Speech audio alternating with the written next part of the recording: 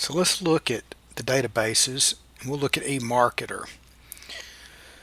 So here we can click on eMarketer, and we'll see we've got a number of options where we can choose things like advertising and marketing, ad spending, social media. Next, looking at e-commerce, we can see things like consumer behavior, holiday and seasonal shopping. Got some more topics over here like small business, for example.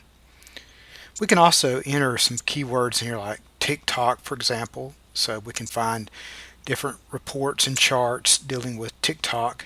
Here's one on marketing in 2026. So this is a lengthy report, as you can see. We can start scrolling down the page here. So there's a lot of good information in here. Graphs and charts. There's an executive summary. Those are always helpful. So we can see some different definitions here, some narrative content about TikTok. Time spent on YouTube continues to rise while TikTok usage increases. Got some more topics over here. Small business.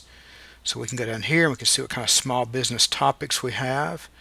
We got charts, for example.